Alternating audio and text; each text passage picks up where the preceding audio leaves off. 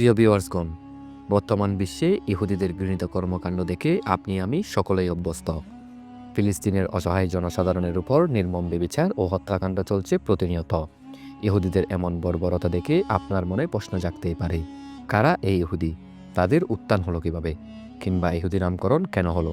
তাদের এমন কর্মকাণ্ড কি নতুন, নাকি যুগ যুগ ধরে তারা এসব করে বেড়াচ্ছে পৃথিবী জুড়ে? আল আকসা নিয়ে কেন তাদের এতটা মাথা ব্যথা? মুসলমানদের সঙ্গে ইহুদি নামক নিকৃষ্ট জাতির সম্পর্কই বাকি। এ সকল প্রশ্নের উত্তর নিয়েই আমাদের আজকের আয়োজন।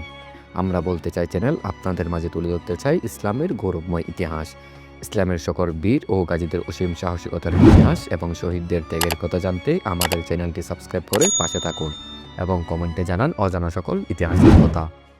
বিশ্বের বুকে জাতি হিসেবে ইহুদিদের চক্রান্ত, ষড়যন্ত্র ও অপকর্মের ইতিহাস সর্বজনবিদিত। পবিত্র কোরআনুল কারিমে তাদেরকে অভিশপ্ত ও লাঞ্ছিত জাতি হিসেবে চিহ্নিত করা হয়েছে। সুৎকুর ও দনলিপ্স জাতি হিসেবেও তাদের একটা পরিচয় রয়েছে। এই জাতি যুগ যুগ ধরে খোদাদ্রোহিতা, কুফরি ও তাদের খারাপ কর্মকাণ্ডের জন্য মানুষের কাছে অত্যন্ত ঘৃণা পরিচিতি পেয়ে এসেছে। জন্মগতভাবেই এই জাতি খুবই চতুর এবং ধুরন্ধর হওয়ায় বিভিন্ন ছলচাতুরি দিয়ে মানুষকে বশীভূত রাখার কৌশল অবলম্বন করে। এর মাধ্যমে তারা অন্যের উপর দিয়ে যুগে যুগে তাদের নিজেদের অস্তিত্ব টিকিয়ে রেখেছে। পবিত্র কোরআনের সূরা বাকারার ৬১ নং আয়াতে মহান রব্বুল আলামিন বলেন, তাদের উপর আরোপ করা হলো লাঞ্ছনা ও পরমোকাপেক্ষিতা। তারা আল্লাহর রোশানলে পতিত হয়ে ঘুরতে থাকল। এই জন্য যে তারা আল্লাহর বিধানের সঙ্গে কুফরি করত এবং নবীদের অন্যায়ভাবে হত্যা করত, কারণ তারা ছিল নাফরমান ও সীমালঙ্ঘনকারী। হজরত ইসহাক আলাইহিস ইসলামের পুত্র হজরত ইয়াকুব আলাইহিস ইসলামের বংশধররা বনি ইসরাইল নামে পরিচিত ছিল। বনি ইসরাইল হচ্ছে আল্লাহর বিশেষ অনুগ্রহপ্রাপ্ত ইব্রাহিম আলাইহিস ইসলামের বংশধরদের একটি শাখা। এই শাখারই একটি অংশ পরবর্তীকালে নিজেদের ইহুদি নামে পরিচয় দিতে থাকে। মূলত হজরত ইয়াকুব আলাইহিস ইসলামের এক পুত্রের নাম ছিল ইয়াহুদা। সেই নামের অংশবিশেষ থেকে ইহুদি নামকরণ করা হয়েছিল। ইহুদি জাতিকে নিয়ে সবচেয়ে বেশি কষ্টে ভুগেছেন হজরত মুসা আলাইহিস সালাম। কোরআনে বহু জায়গায় এই সম্পর্কে বর্ণনা মিলে। সূরা বাকারার শুরুর দিকে ইহুদি জাতির উপর আল্লাহর রহমত এবং প্রায় 12টি কুকর্ম ও আল্লাহর পক্ষ থেকে এর শাস্তির বিবরণ রয়েছে।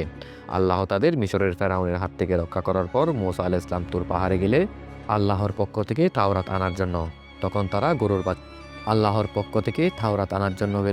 তারা গরুর বাছুরের পূজা আরম্ভ করে।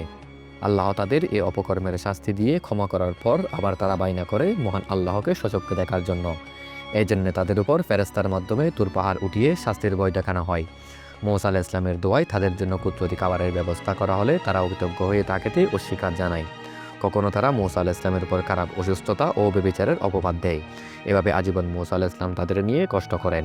হযরত দাউদ আলাইহিস সালাম প্রতি শনিবার আল্লাহর প্রেরিত কিতাব জাবুর পাঠ করতেন। ওই সময় সমুদ্রের মাছও কিনারে এসে তার তিলাওয়াত শুনত, কিন্তু ইহুদিরা ওই সময় মাছগুলো ধরে নিত। আল্লাহর পক্ষ হতে ওই দিন মাছ ধরা নিষিদ্ধ করা হলে তারা আল্লাহর বিধানে ও তাদের বুদ্ধির অবতরণ করে। তারা শনিবার মাছ ঘেরাও করে রেখে রবিবার তা ধরত। আল্লাহর এই শাস্তিস্বরূপ তাদের একদলকে বানরে পরিণত করে। 3 দিনের মাথায় ওই বানরের দলের সকলেই মারা যায়। ইহুদি জাতি হযরত সুলাইমান আলাইহিস সালামের ওফাতের পর পারস্পরিক বিভক্তি এবং ধর্মদ্রোহিতা ও কুকর্মের পথ অবলম্বন করে। কোন কোন নবী এসে আল্লাহর নির্দেশে ইহুদিদের এই ধরনের কার্যকলাপের শোচনীয় পরিণাম সম্পর্কে সতর্কবাণী শোনালেও তারা নবীগণের কথা না মেনে উল্টো নবীগণের সঙ্গে বিদ্রোহ করে বসে। তখন আল্লাহর গজব হিসেবে তাদের উপরে মিশরের জৈনিক সম্রাট চড়াও হয়ে ব্যাপক হত্যা ও লুণ্ঠন চালায়। এরপর কিছুদিন তারা মোটামুটি ভালোভাবে চলে, কিন্তু তাদের উপাদানগত কুপ্রবৃত্তি তাদের ভালো থাকতে দেয়নি। তারা খোদাদ্রোহিতার বশবর্তী হয়ে মূর্তি পূজা আরম্ভ করে। হযরত ইলিয়াস আলাইহিস সালাম ইহুদিদের পৌত্তলিকতার বিরুদ্ধে আন্দোলন শুরু করেন। তিনি ইহুদিদের বিরাগভাজন হয়ে নির্যাতনের শিকারই হননি। তারা তাকে হত্যার জন্য উদ্যত হয়। পরিণামে আবার আল্লাহর আযাব হয়ে তাদের কাছে আসে মিশরের সম্রাট। তারপর অবস্থার কিঞ্চিত উন্নতি হয়। অতঃপর কিছু সময় যেতেই তারা আবার অপকর্মে জড়িয়ে পড়ে। এবার তাদের উপর বাবেল সম্রাট বুকতেনসর চড়াও হয়। সম্রাট বাইতুল মাকদিসে আক্রমণ চালিয়ে মসজিদে আকসা ধ্বংস করে দেয়। হত্যাযজ্ঞ আর লুণ্ঠনের মাধ্যমে উজাড় হয়ে যায় শহরটি। এরপর ইহুদিরা বাইতুল মাকদিস থেকে নির্বাসিত হয়ে বাবেলে স্থানান্তরিত হয়। সেখানে চরম লাঞ্ছনা ও দুর্গতির মধ্য দিয়ে 70 বছর পার করে তারা।